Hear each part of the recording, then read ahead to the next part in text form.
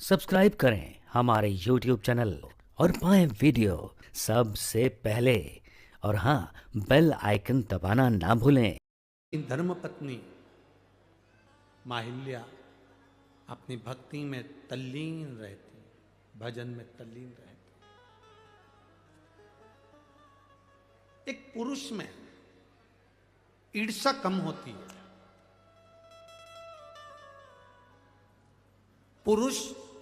पुरुष से कम ईर्ष्या रखता है।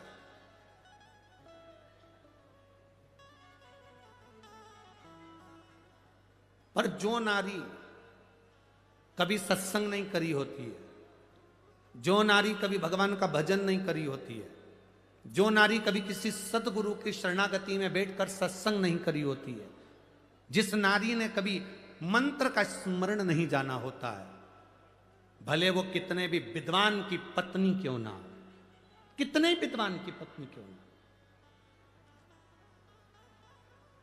उसके अंदर ईर्ष्या भरा जाती है। वो कितने विद्वान की पत्नी क्यों ना।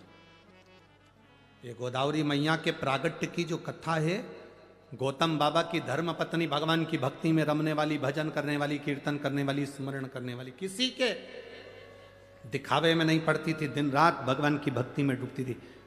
उन्हीं बाबा के आश्रम के नजदीक में बहुत सारे ब्राह्मण रहते थे, उन ब्राह्मणों की धर्म पत्नियां भी वहां रहती थी। ब्राह्मणों के मन में धर्म देखकर अहिल्या को या गौतम ऋषि को देखकर कोई ईर्ष्या नहीं थी, कोई ईर्ष्या नहीं।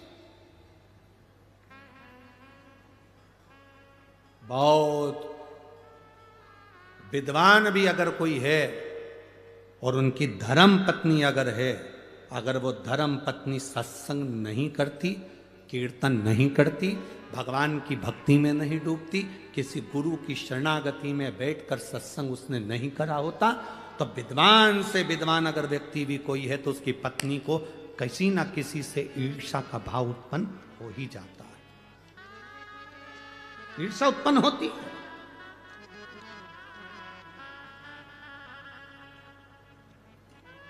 शिव महापुराण की कथा सुनने के लिए जितने भक्त यहां पहुंचते हैं, शंकर भगवान की कथा सुनने के लिए जितने जितने भक्त कथा के पंडाल में पहुंचते हैं, टीवी पर कथा देखते हैं, मोबाइल पर कथा श्रवण करते हैं, जितने भक्त यहां कथा सुनने के लिए पहुंचते हैं, इनके मन में कभी ईर्ष्या नहीं रहती। उसका कारण केवल एक होता है, हमें कथा सुनने जाना है, कौन आगे बैठा हमें उससे मतलब नहीं, कौन पीछे बैठा हमें उससे कोई मतलब नहीं।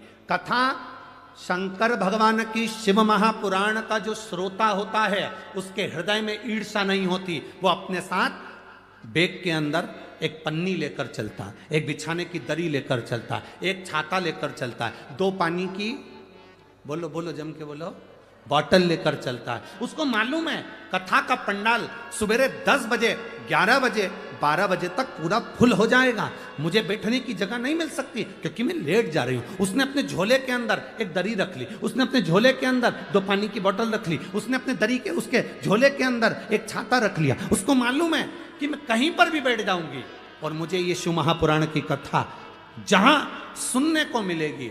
सियोर वाला महाराज कहता है, एकांतेश्वर महादेव जब कृपा करता है तो खूब करता है। अगर मुझे पंडाल में जगह नहीं मिली तो मैं कहीं एकांत में बैठकर महादेव की कथा का रसपान ग्रहण कर लूंगी, उसमें भी मुझे सुख का अनुभव हो जाए, उसमें भी मुझे आनंद का अनुभव हो जाए,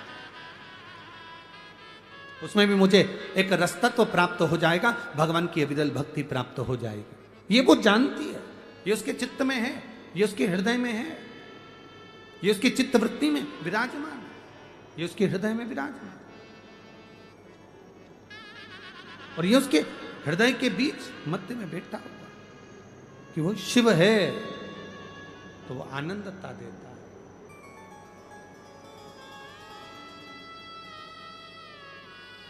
सुख देता है, ईर्ष्या नहीं है।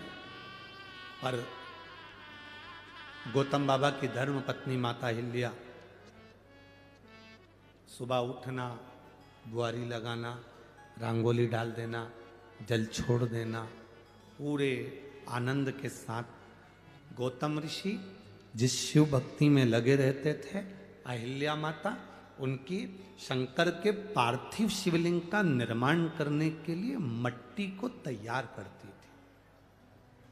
इस पंचवटी भूमि का सबसे बड़ा प्रमाण है इस नासिक की धरा, गोदावरी की तट का सबसे बड़ा प्रमाण 2 है।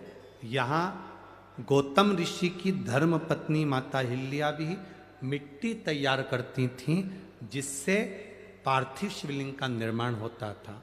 और इस गोदावरी के तट पर, इस त्र्यंबक बाबा के तट पर, इस पंचवटी की पवित्र भूमि पर एक यमराज की धर्म पत्नी, एक यमराज की धर्म पत्नी जिसका नाम था धुमोरना, एक वो भी मिट्टी को एकत्रित करती थी और शिवलिंग का निर्माण करती थी। एक गौतम बाबा की धर्मपत्नी, एक यमराज की धर्मपत्नी, इनका नियम था शिवलिंग का निर्माण, पार्थिव शिवलिंग की मिट्टी तैयार करना और तैयार करके अपने पतियों को प्रदान करना। यमराज को स्वयं धुमोरना मिट्टी देती थी और पार्थिव शिवलिंग का निर्माण करते थे। आपके स्मरण में होगा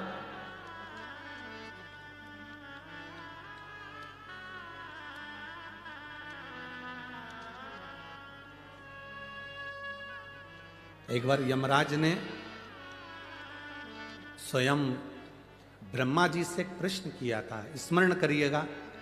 गर्ग संहिता, कूर्म पुराण और ब्रह्म विवर्त पुराण का यह संवाद बड़ा सुंदर है। आज देव दीपावली के इस पवित्र कथा का लाभ अपन ले रहे हैं, अपने भीतर उतारिएगा। यमराज, धर्मराज स्वयं यमराज ब्रह्मा जी के पास में गए।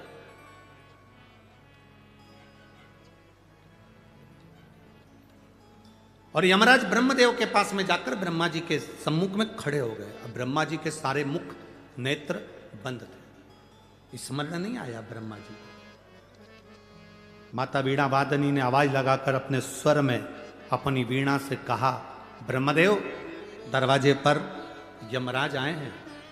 ब्रह्मा जी ने अपने नेत्र खोले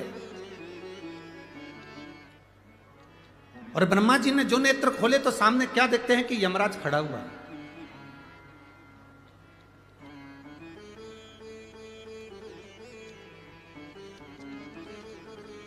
सम्मुख में यमराज खड़ा। ब्रह्मा जी ने पूछ लिया, यम आज क्या बात है, तुम ब्रह्मलोक में आकर खड़े हुए हो?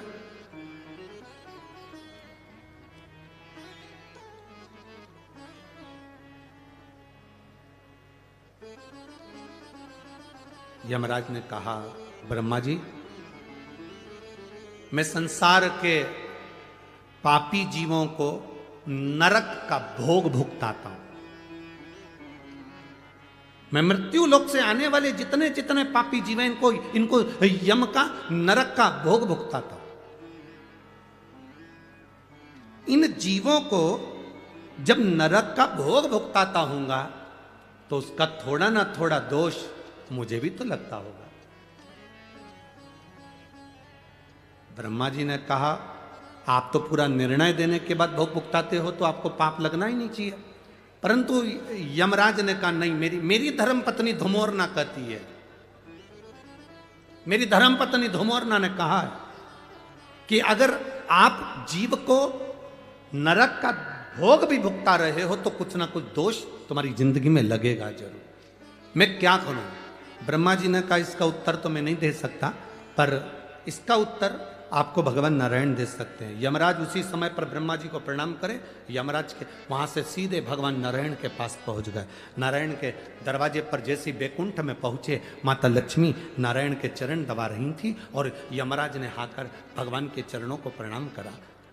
जय जयकार हो प्रभु, श्रीमन नारायण, हर हर महादेव। प्रणाम कर पूछा, लक्ष्मी जी चरण दबा रही थी। लक्ष्मी जी ने संवाद किया, प्रभु यम आए हैं। भगवान नारायण के नेत्र खुले, उठकर भगवान नारायण बैठे। क्या बात है यम, कैसे आना हुआ? यम ने कहा, जीवों को जब मैं त्राण देता हूं, जीवों को जब मैं नरक भुगताता हूं, उस समय पर मेरे को भी तो दोष लगता होगा। उस दोष की मुक्ति कैसे, उस दोष का निवारण कैसे?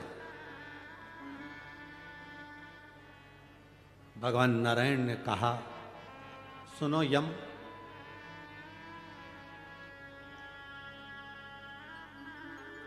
गौतम ऋषि की धर्म पत्नी मां अहिल्या